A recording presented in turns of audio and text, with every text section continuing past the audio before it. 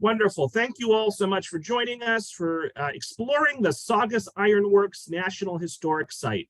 In the 1600s, on the banks of the Saugus River, something extraordinary happened: the birth of the American iron and steel industry.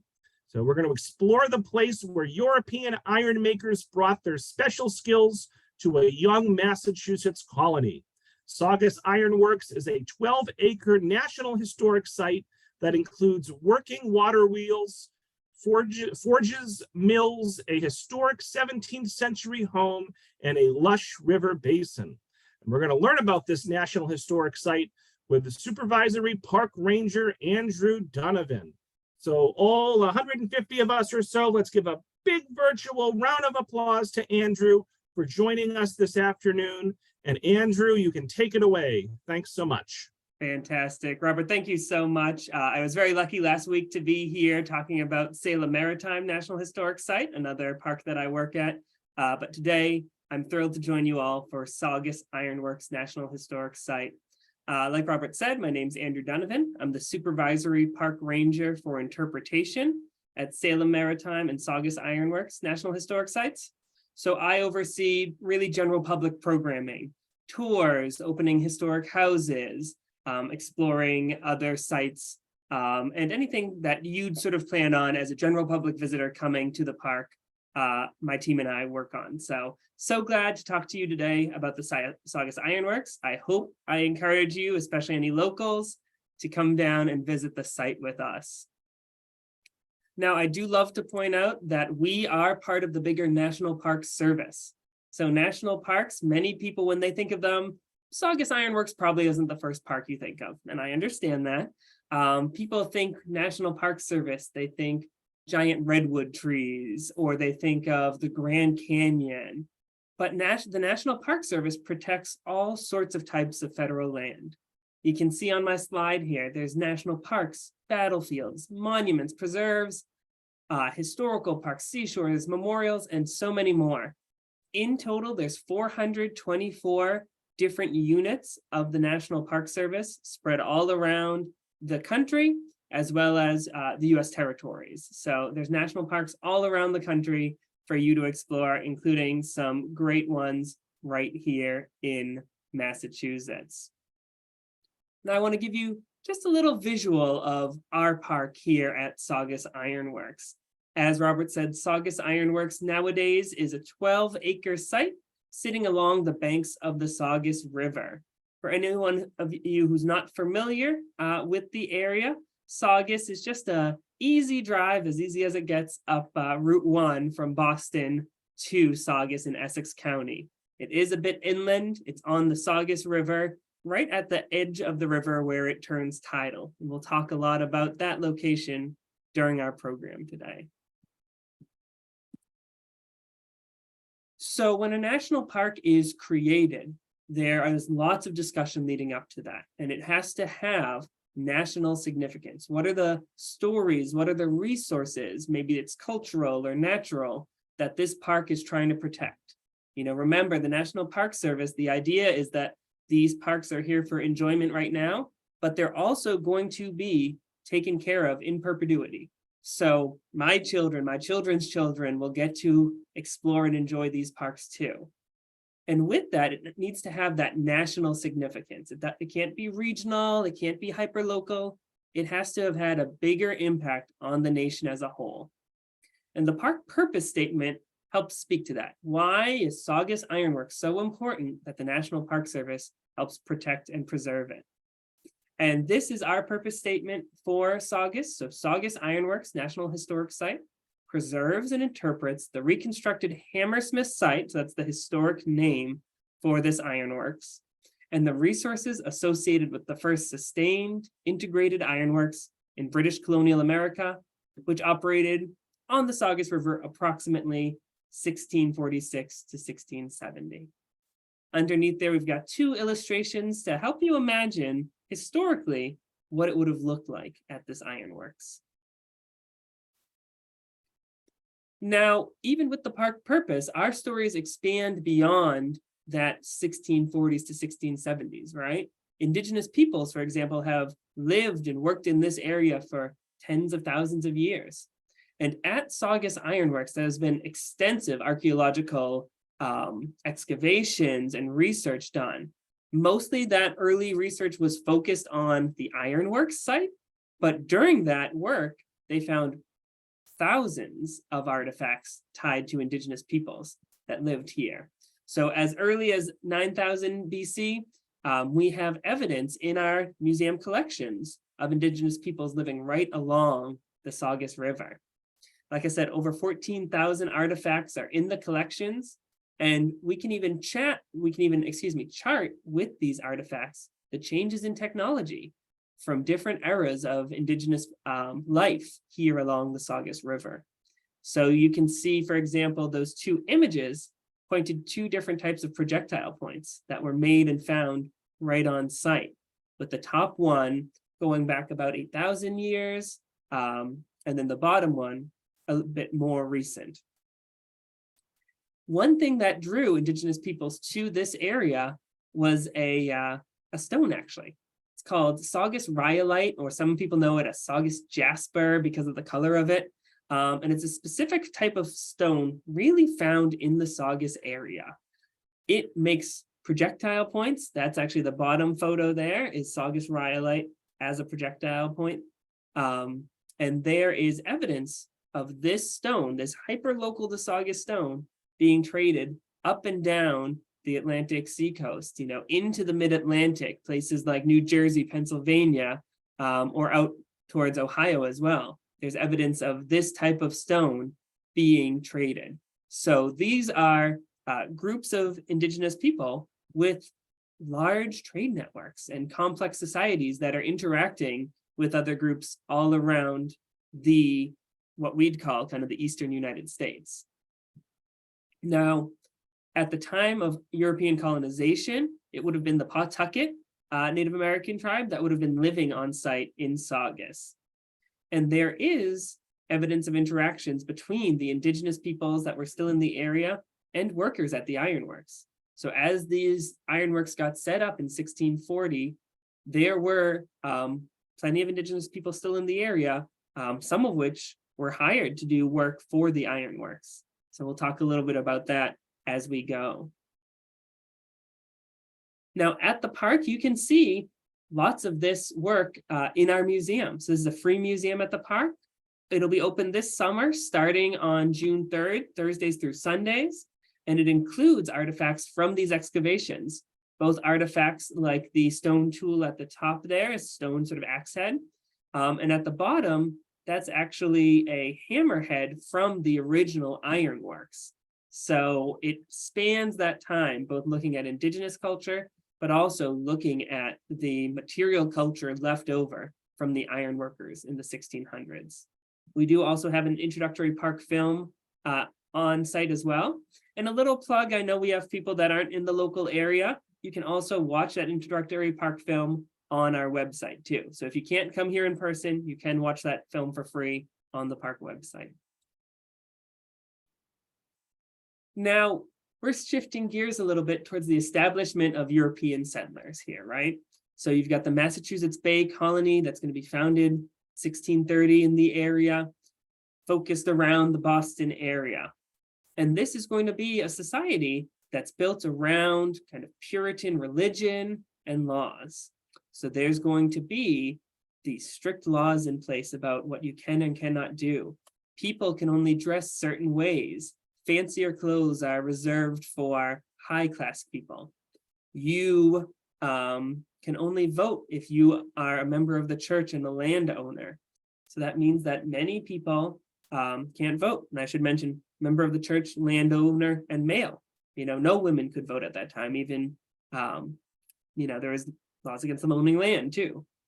So this young colony is trying to build a bit of a very specific design for it. They're trying to become that city on the hill where they are the perfect religious colony. But they still find themselves reliant on England.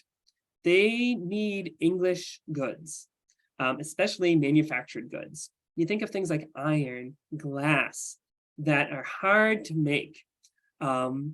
And they didn't have the setup to create that here in the colony. So most of it is being brought over from England at great expense and with a reliance on keeping good relationships with suppliers in England. I love the little illustration in the bottom right corner here because it gives us just a little reminder of all the different ways that a colonist might work with iron in their day-to-day life, right? Iron's going to make up the tools they use to cut down trees, to help clear the fields. It's going to make up cooking ware. It's going to make the nails that are going to hold their houses together. It's going to make materials for ships that they'll use for travel, for trade. So iron is a valuable, valuable commodity for this young colony. Now, John Winthrop the Younger, who was actually the son of the governor, is going to take it upon himself and look to establish an ironworks here in Massachusetts. He wants to stop the reliance on Europeans. He wants to be able to produce iron products right here in the young colony. And he is very successful at raising money. He is very charismatic. He goes over to England and he talks with different sympathetic investors over there. He paints this picture of them being able to make good money from this ironworks, right? That the colonies need this iron, so people will be willing to pay, and that they will get a good return on their investment. Now, heading up this project, the younger Winthrop, he decides on a location. And he goes down to the Braintree, Quincy area. They decide to build a blast furnace there, right in Braintree. If any of you are local, you maybe hear the news or like especially the traffic report. The Furnace Brook Parkway is going to get its name from the Furnace Brook, which is the brook that would have powered the furnace down in Braintree, Quincy. Unfortunately, John Winthrop Jr., great at raising money, not really great at planning an ironworks. He really didn't know the process of creating this very complex system that an ironworks needed.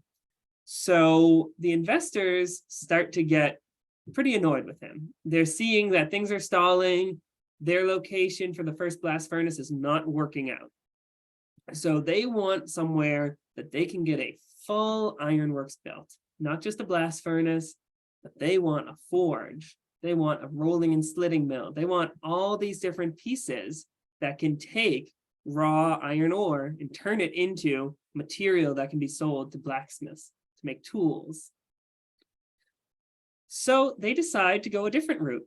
The English investors turn towards Richard Leader, who was actually a non-Puritan, and he is hired from England and he's sent over to the colony. And it's his job to find a new location for this grand ironworks that they have in their head. This is going to be the start of pulling in specialized skills workers from England. And it's going to lead to a lot of tension throughout this story. Richard Leader, like I said, he's non-Puritan. He's not going to necessarily agree with the laws and customs of these young colony. Now, when he comes over, Richard Leader, he starts looking for a new location, right? It's all about picking the right location. He searches around the area. Now, I said that Saugus today is an easy drive from Boston. Back then, it's going to be kind of the edge of the wilderness, if you will, for the colonists, right? There's not going to be much settlement out there for the early colonists in the 1640s. So this is a bit of not necessarily uncharted territory, but it is not a busy hub of activity during the 1640s. Now, what's he looking for as he's looking for this location? Well, he's looking for a few different pieces. One, they need power. You're going to have lots of heavy machinery that's going to be running most of the time, for some of it, 24 hours a day. They don't want to rely on human power. They don't want to rely on things like ox or horses for the power. What they need is water. Water power from flowing, rushing, dropping water that can turn water wheels to run this heavy machinery. connected with water, you're also going to be bringing in lots and lots of raw materials. You can see some of them there: iron ore, gabbro, which is another type of rock, and charcoal. You're going to be bringing in some of those heavy materials day after day after day. And leaving the ironworks is going to be heavy, heavy bars of iron or cast iron in pots and pans. All of this is going to take a real toll on whatever you're transporting it on.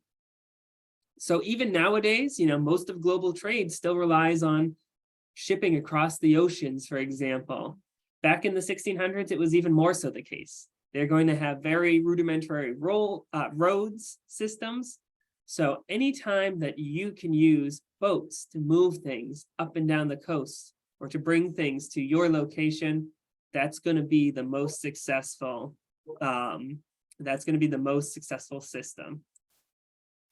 So he starts searching for this location, finds it along the banks of the Saugus River. Hopefully you can see my little yellow star here on the map. Hindsight, I might have made that a little bit bigger.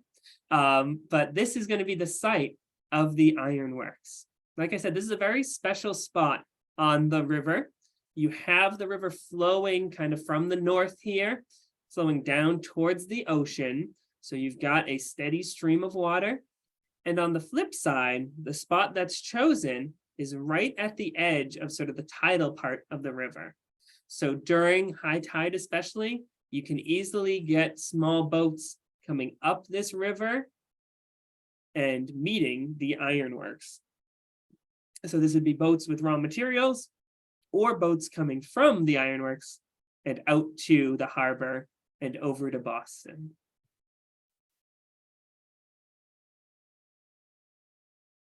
So creating Hammersmith. So this new ironworks is going to be called Hammersmith historically.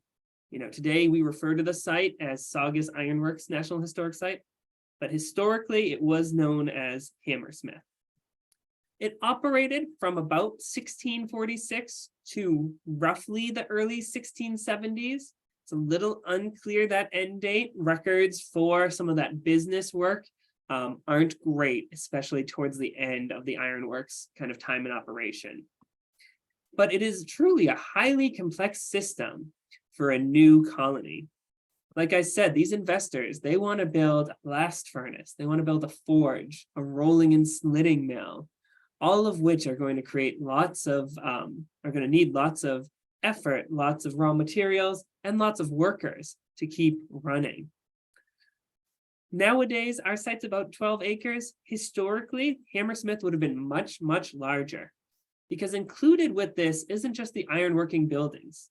It's also worker housing for the dozens of workers that are going to be working here day in and day out, and their families for many of them. It's going to be farms to feed the workers, farms to feed the animals that they'll have on site, like the oxen. It's going to be storage areas for all that charcoal, that gabbro, that bog ore that will be delivered. And it's going to include a large reservoir of water to make sure that these ironworking buildings have the power they need, like I said, for some of them, day in and day out. I want to bring up this map one more time just to kind of highlight what is on site nowadays. So what we're going to do is we're going to talk a little bit about the iron making process here. And that's going to be focused down on what we call the industrial site, with the blast furnace, the forge, and the rolling and slitting mill. These three main buildings are going to be the kind of industrial buildings for the ironworks. One thing I like to point out is that these are replica buildings built in the same style, built in the same way, and on the same locations, but these are not original buildings from the 1640s. These are buildings that were rebuilt to illustrate, based on archaeological evidence, what was happening here in the 1600s. There is one 1600s building on site that is actually called the Ironworks House up here on the left. We'll talk a little bit about that as we go. But first, we're going to start about what does it actually look like at the ironworks. in the 1600s. Now, things at the ironworks really start at the blast furnace. So the blast furnace is a stone furnace for melting iron ore. Raw materials, so that's going to be the iron ore, the gabbro, and the charcoal, are going to be fed into the top of the furnace. You can see it in this illustration. You've got two workers feeding this furnace with those raw materials. And they're going to layer them. So it's going to be a layer of charcoal, a layer of bog iron, and a layer of gabbro. And then they're going to keep repeating it. It's sort of like a big parfait, right? So they're going to have layer after layer after layer to create this iron. You can see that this is going to be pretty intensive, right? So to get 1 ton of iron, you're going to need to put in 3 tons of bog ore, 2 tons of gabbro, and 265 bushels of charcoal. So this is a huge amount of raw materials that's being fed into this blast furnace. Towards the bottom of the image, you might see these 2 large wooden bellows. This is going to keep the heat up to run this furnace. So once the furnace gets lit, they're going to have the bellows pushing in air constantly because the temperature needs to stay at about 3,000 degrees Fahrenheit for this process to work smoothly. This blast furnace is going to start up usually early spring or so. And the whole plan is once that furnace gets going, you want to keep it running 24 hours a day, 7 days a week, basically until it can't run anymore. Eventually, the interior of the furnace is going to start to get damaged after the wear and tear. So once you've gotten through that season, for example, of kind of the blast furnace work, then workers will go in and repair the interior of the furnace to get ready for the next year. But when this is in operation, you're going to hear this running 24 hours a day. That water wheel is going to be spinning. The bellows are going to be pumping. You're going to have people constantly dumping those materials in the top and people on the bottom tapping that molten iron to remove it from the furnace. We'll get to that in just a minute. But I keep mentioning these 3 raw materials, right? Bog ore, gabbro, and charcoal. I want to take just a minute to explore what each of those 3 does for the iron making process. So bog ore obviously is going to be vital because that is where your iron is, right? When Richard Leader was setting up this ironworks, he was looking for where iron can be found locally.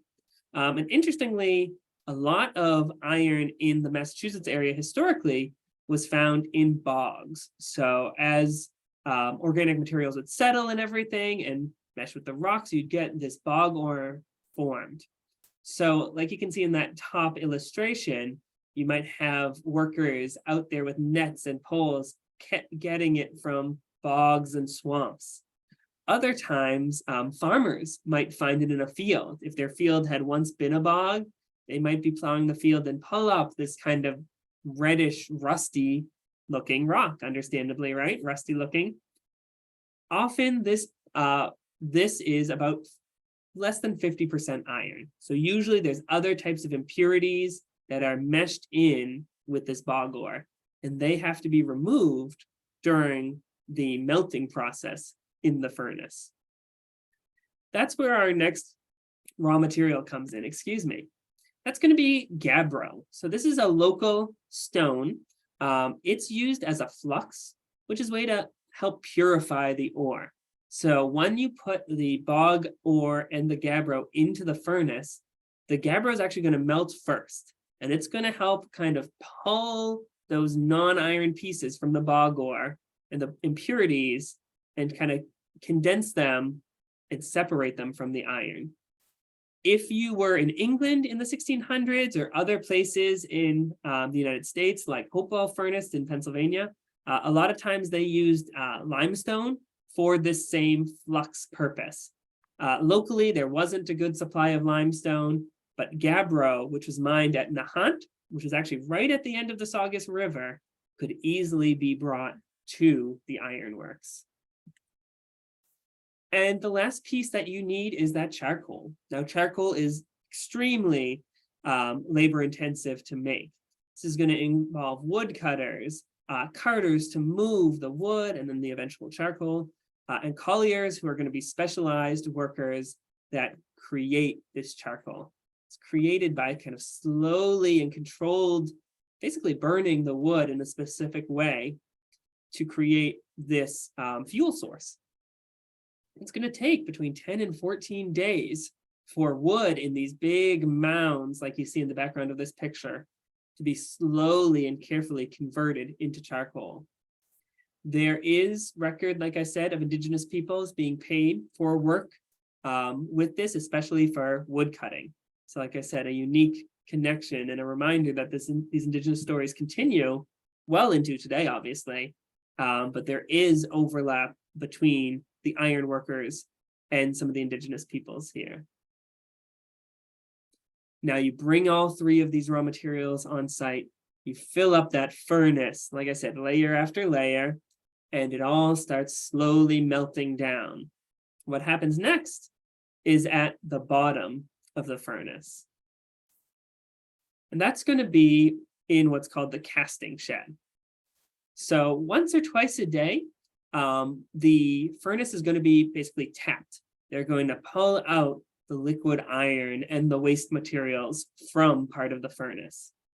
So when it's tapped, slag, which is kind of the waste material that's formed during the process, that's actually going to float on top of the iron. So you have iron on the bottom, you've got your waste material slag on the top. Sometimes in the slag, you'll also get like bits of charcoal that didn't burn and things like that. Iron workers want to take that iron, they want to put it into long channels in the sand floor. So you can see in this top illustration, you've got an iron worker pulling out some of that liquid iron into this long channel. It's going to create what's called pig iron.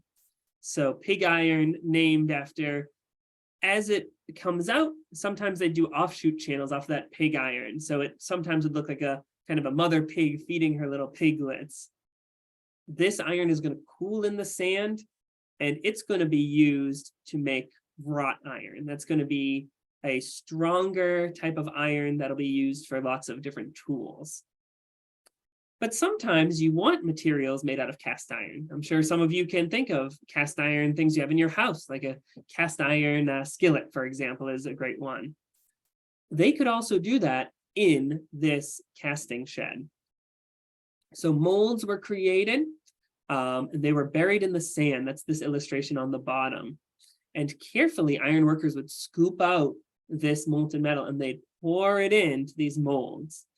And from that, you would get pots, you'd get kettles, salt pans, firebacks, things with specialized shapes and everything that aren't going to have like a high impact piece. You know, you don't want cast iron for a hammerhead because it's just going to shatter if you try to use it, or a saw blade.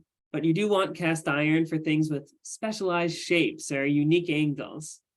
In the bottom right there, you can actually see an example of a cast iron pot that was found on site in Saugus. Cast ironware like pots and kettles, those are going to be eventually dug out of the sand when they're cooled. They'll be sanded down and prepped a little bit, and then they'll be ready to be sent to Boston, where the storehouse is for the ironworks. So for those cast iron pieces, those are kind of finished products ready to be sold. Most of the iron, though, is going to go to the, I'm getting ahead of myself. With the furnace, you're pulling out that iron, right? That's the bread and butter. That's the whole point of doing this process. But you're also going to get stuck with slag. It's a waste material. It's basically a stone eventually when it cools of all that extra flux, that gabbro and everything that was pulled out of the bog ore. And the ironworkers really didn't have use for it. So what do you do with the stuff that you want to get rid of? Well, you just dump it right next to your work spot. So they would, from the casting shed, they'd roll it out in wheelbarrows and just dump it on the side of the river. Over time, they created this kind of long, thin ridge along the banks of the river. You can see it in this picture from 1900, kind of behind the tree on the left. This ridge with the grass grown over is actually what's called the slag pile, that pile of that waste material. Now, I said that this whole area is a reconstruction, right?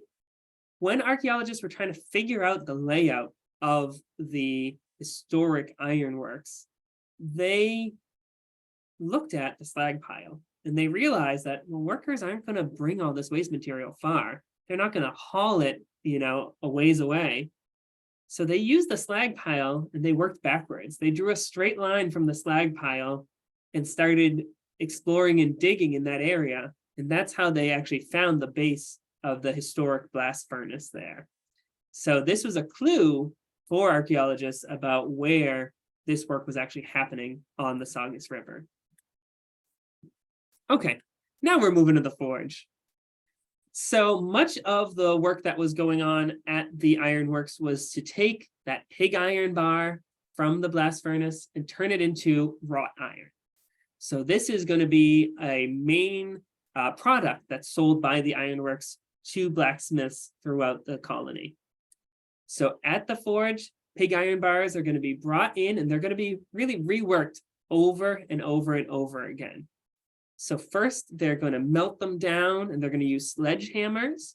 They're trying to get excess carbon out of there. They're trying to reshape it. So structurally, really some of like the carbon in there and everything starts to get more lined up and uniform to make it stronger, make the metal less brittle. Eventually, they're going to start moving over to using a 500-pound trip hammer to reshape this iron. So you can see in the bottom right there, the illustration of the man holding with tongs that hot iron that's being hit over and over again by this dropping hammer. Slowly and surely, they're going to take it from kind of a blob that's called a bloom, and they're going to work it from the center out into a long uniform merchant bar. This is a standardized sort of size and shape for wrought iron. And this is what a lot of blacksmiths are going to buy. They would buy these merchant bars, and then they're going to use them to create most of the tools or the specialty products that they're making in blacksmith shops. You can imagine this is intense, hard work for these workers. The noise from the pounding of the hammer over and over again, the heat from 3 fires surrounding you in small hearths, has got to be brutal. And you have to take into account most of this work is going to be done, especially in spring and summertime when the weather is going to get the hottest. Now, most of the product that's being made are those merchant bars, right? Blacksmiths want to buy those. But the investors in the ironworks, they decided to get really, pretty daring. And they wanted to get an advanced technology into this ironworks too, called the rolling and slitting mill. So while blacksmiths could take that merchant bar and could then flatten parts of it to, say, make saw blades out of, or they could eventually take pieces out of it to make nails out. The investors wanted to build buildings that could do that work for them. This is pretty new technology in the early 1600s. There are only about a dozen of these rolling and slitting mills in England at the time. And they decided to build one right here in the pretty new colony of Massachusetts Bay. Easiest way I can describe this is like a big pasta machine, right? So you take those merchant bars and you feed them through these moving rollers. So these rollers are spinning in the same direction, and they're pulling in that hot metal. First, they're going to put it through some flatteners to create what's called flats. Those might be long flat bars that can be used to make wagon wheels sturdier, for example, or to be turned into saw blades. Eventually, they're going to take some of those flats, though, they're going to heat them up again, and they're going to feed them through slicers or slitters. That's going to make nail rod, okay? So now we're taking our kind of pieces of lasagna pasta and we're turning it into spaghetti. They're putting that through these tight slitters to create long, thin little bars that are going to be perfect size for creating nails out of. And it's really unique. There's a special artifact that's pictured here in the bottom right that gave these researchers the information needed to help recreate this design. What was the size and shape of these rollers? This is actually basically like a paper jam in the 1600s. This is a piece of merchant bar here that got caught in the slitters. And eventually the workers had to just yank it out, and they're probably sick of it, frustrated, tossed it to the side. It's this sort of mistake piece here, this piece of trash, that helped inform what the design and the layout of this rolling and slitting mill was in the 1640s. Now, throughout all this, we've been talking about all this heavy machinery, right? And it relies on that water power.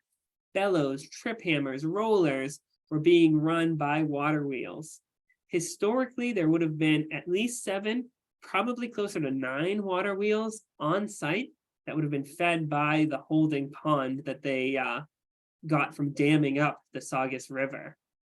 Some remnants of these historic water wheels were found during the excavations. A piece of the water wheel in this photo is actually inside the museum if you come to visit. Today, we are proud we have replica water wheels. Nothing special, no hidden pieces about them. They are true wooden water wheels that are run by the power of falling water. So on tours or during special demonstrations, we'll actually run some of these water wheels on site. You can see how they would have powered some of this machinery. And most of this product that's being made is being sold around the colony to blacksmiths. So materials from Hammersmith are going to be sent down the Saugus River, and in Boston is going to be the main warehouse and kind of the selling house. Blacksmiths can buy those big merchant bars. They can buy the flats. They can buy the nail rod and transform them into whatever they see fit. Sometimes families would also buy nail rod. Nail rod became a very easy way for kind of everyone to step up and help make nails for the household. So you might have a night where kids are sitting around the fire and heating up the nail rod and hammering out the tip and making sort of the nail head there. So by having that nail rod, that allowed many people, not just blacksmiths, to have access to creating nails. Now, we touched a bit upon this, but all this work is being done by different ironworkers. And there are 2 main groups that we'll touch on here, one of which are sort of skilled ironworkers recruited from England. These are going to be men and families that are going to be encouraged to come from England and bring their skills and their traditions that they've learned on site in England with them to New England, right? This isn't something you're reading about. This isn't something you're learning easily. This is kind of an apprenticeship role where you learn and you take the lead. So some of the highest paying jobs in the ironworks are going to be, basically the foreman that oversees the blast furnace or that oversees the forge. This is going to come with years and years of specialized experience. These workers often were not Puritans. Many times they didn't agree with Puritan ways or Puritan laws. They also weren't members of the church or landowners, so they couldn't vote. But they were often people with disposable income. They were people with, who worked hard and who wanted to enjoy themselves. So there were times when these ironworkers faced backlash from the local Puritan lawmakers, right? An ironworker's wife might be fined for wearing fancy lace that was sort of above her status and everything. Or there might be times when there were disagreements or rowdiness from the ironworkers. These are people that were trying to kind of create a new life, sometimes with their families who they brought over from England. And they're people that were on the outskirts, right? These are sort of hardworking laborers outside of the typical Puritan system. So they lived and had unique lives. When the ironworks closed in the late 1660s, early 1670s, mostly due to financial issues. They weren't making the money. There's all sorts of questions about kind of how the books were kept and what was really going on. a lot of these skilled workers are going to leave the Saugus area and start other furnaces or ironworks in other places around Massachusetts mostly, but also into Rhode Island and even further down the Atlantic coast. So while the ironworks itself maybe had a sort of short-lived run, the knowledge that was gained and then spread through the colonies after the ironworks closed is another reason we are a national park here. And another important group of workers is actually Scottish prisoners of war. So during the English Civil War, there were Scottish prisoners of war that were captured during the Battle of Dunbar. And the English decided to sell some of these captured soldiers as indentured servants. Some English investors in the ironworks said, hey, this is a good investment. Let's buy about 35 of these POWs.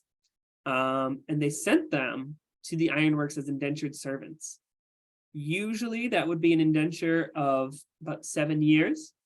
And these prisoners of war were really used for lots of manual labor, hauling, moving things, wood cutting. It doesn't mean that they weren't also paying attention or sometimes learning some of the skills of the ironworking trade while they were here. But often they did not come with a background in ironworking. These are men that were captured on the battlefield and mostly never saw their family again. You know, they were sent across the Atlantic, and Saugus became their new home. Some of them, you know, after their indenture was up, they assimilated. Maybe they married a Puritan woman, or others decided to leave the area, go around to other spots in the New England region. I did mention that there is one historic building from the 1600s on site, and that's called the Ironworks House. For a long time, this was thought of as the Iron Master's house. People thought it might be as old as the 1640s. But through research, including exploration of some of the timbers in the building, this is really a house that was built around 1680. So it's after the ironworks closed. It's next to the site of that ironworks.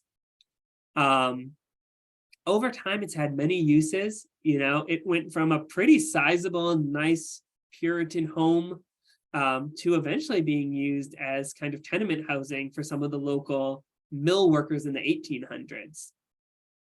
And in about 1915, there was a big craze for kind of colonial America, right? Looking back at those good old days and trying to learn as much as you could about colonial life. And Wallace Nutting, who was a photographer, he purchased the house in 1915. He tried to restore it to partially what he thought, partially what he wanted the house to look like for a colonial house. In this house, he used it as a tourist attraction. He did lots of studio photography in here with like women in historic costumes, cooking by an open hearth and everything. And some of his photography in the early 1900s helped shape that colonial revival movement, right? And helped to create both some history and some myth around what was going on during the 1600s in Massachusetts. Nowadays, that house is open on tours. So you can see it is furnished appropriately to the time period. So 1680s or so, one of those bottom right corner photos shows that historic furnishing in there. And I just wanted to kind of pause here and leave you all with a photo of the ironworks today, right? So this is the Saugus Iron Works. Nowadays, you have the main 3 industrial buildings, the blast furnace, the forge, and the rolling and slitting mill. Just up here on the left behind the tree would be that ironworks house, as well as our main museum. Our grounds are open 24 hours, but our visitor services are really kicking off at the beginning of June. So starting June 3rd, we'll have rangers on site Wednesdays through Sundays, offering talks, tours, programs about the historic ironworks. So that wraps my main presentation. I do want to hand it to Robert for a minute here and open it up to some questions I can answer. So folks, let's give Andrew a big virtual round of applause for a wonderful presentation. And we still have about 10 minutes for questions and comments. If you have any questions, please get them into the Q&A. If you have any comments, please get them into the chat, and we'll address as many as we can. What we don't get to, I will make sure to include Andrew's email address in the follow-up email that will be sent to all of you. And you can always shoot Andrew an email with any questions you may have. So Pat would like to know, are there any children's activities at your site for ages 6 and 9? Yeah, Pat, great question. Thank you. So we have what's called the Junior Ranger program, which is a way for not just kids, but honestly whole families to help explore the ironworks. And with that, they can get Junior Ranger badges similar to mine, only made out of wood, that they can kind of proudly wear as they explore the site. We're also hoping to offer some special programs specifically geared to families this summer too. So definitely keep an eye on our website and our Facebook page. But it's a great spot to just like bring the family, walk around. You can bring a picnic lunch and just relax at the ironworks on a nice sunny day. Joyce asks, what is the explanation for some pre-colonial and colonial homes in Massachusetts where the front door is full of iron nails and not necessarily in a decorative pattern? Was that a form of marketing? Would these nails likely have come from Saugus or from England? Yeah, great question. And I wish I had a better answer for you, because nails were incredibly valuable back then. You know, like we're saying, it takes a lot of work to create that nail rod, and then eventually, usually on your own or with a blacksmith, build nails. Nowadays we think of nails as one of the cheapest things at the hardware store, but it's the exact opposite back then. If a house burned down in the colonial times, they'd go through the rubble and pick out the nails to reuse them again. So why exactly some historic homes have all these nails on the front door? I'm not sure, I'll be honest with you. Part of it might also, sometimes there is a question of, is that from the 1600s, or did that also sometimes come later with that colonial revival of a little more stylized and artistic than it would have been, say, practical from the 1600s. Another piece too is often a lot of the homes that are saved, especially from the 1600s, are homes of usually the wealthiest people or well-off people in the area. So sometimes that can reflect and skew a little bit how we see the materials and the design of their house versus kind of an everyday kind of common worker's house. We've got a couple of similar questions here. Yeah. Cynthia asks, when did the site become a National Historic Site? And Mike asks, when and how did the Park Service acquire the site? Absolutely. Yeah, great questions. And it's interesting because we've got all this archaeological work that happened historically and everything. Most of that wasn't done initially by the National Park Service. This was actually originally a site that was funded by the American iron and steel industry after the Second World War. There's lots of kind of money flowing and everything, especially in that industry. And they wanted a place where they could get back to the roots of the iron and steel industry. So they hired a local sort of amateur archaeologist named Roland Robbins. He's famous for finding actually where Thoreau's cabin was on Walden Pond. And he came on site and started searching for these ironworks buildings. And then during his excavations, they found hundreds of thousands of different artifacts related to it. So then the initial kind of building and production of these buildings was funded by that iron and steel industry. Eventually, that investment wasn't working out well for them. So they approached the federal government about taking over the site. The government did their own research to make sure, hey, like I said, is this of national significance? Is this really a story that's worth preserving and telling? When the answer was yes, the Park Service took over the site in 1968, I believe. So ever since then, it's been National Park. We still have carpenters on site that build new water wheels and maintain, the water races. So we're the ones, the National Park Service nowadays, taking care of the site. Oh boy, a lot of questions here, Andrew. There's some Great. good ones. When will construction on the site be finished? I think you referenced that. Yeah. So yeah, great question. So there is construction on the blast furnace right now. So you can see, I don't know if you can see my pointer right now, but this blast furnace here doesn't look like this right now. There is scaffolding around it because they're repairing the charging bridge, which is this wooden bridge towards the top of the blast furnace. That construction is ongoing. It will continue into at least part of the summer. We will be offering guided tours, especially on weekends when construction isn't going on. And then during the week, even with construction happening, we'll have staff throughout the park doing other talks and programs, doing blacksmithing demonstrations in the blacksmith shop we have on site. So we're hoping that construction gets finished up this summer, but I don't have a firm date on the end of that one. Joan asks, why was it in operation for only 24 years? And Dory asks, why did the ironworks close? Yeah, great questions. And that one's a bit tough to track down because the financial records from the ironworks are incomplete. It seems like there were financial issues starting as early as the 1650s. So we're talking within the first 5 to 10 years of the ironworks. They're already running into some issues. There's questions about management of the ironworks, questions about where some of the money's going and how it's being accounted for, including some 1600s lawsuits towards some of like the overall sort of overseers of the site. So really, it's poor financial reasons and decisions that led to the closure of it. Was it a bit too ambitious for what was needed at that time? Something like the rolling and slitting mill, for example, was that more than the young colony needed? But we don't have a firm, clear answer why it closed by about 1670. Bill asks, was there a comparable ironworks south of Boston? If so, do you know about that? And we also have questions from Jean, who asks, were there other notable early ironworks in Rhode Island, Massachusetts, or Connecticut? Yeah, great questions.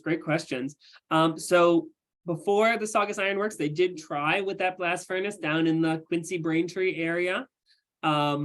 While that wasn't incredibly successful, they did keep doing some work down there. So there was at least a blast furnace there for a while. Like I said, Furnace Brook Parkway, if you know that area, that's the area you can still see some of the remnants of that blast furnace down there. And yes, there were lots of other different operations that went into ironworks. We like to say that Saugus was the first, successful ironworks in British, colonial America. After its closure, it spawned many other offshoot ironworks out towards the Springfield area, down into Rhode Island. So many of the workers here in Saugus took their knowledge and brought it other places. There's some evidence of, families of iron workers from Saugus being involved in ironworks that are eventually going to help with, say, military gear for the American Revolution. So often this ironworking trade is passed on from family member to family member. So you see many family names that can lead back to Saugus.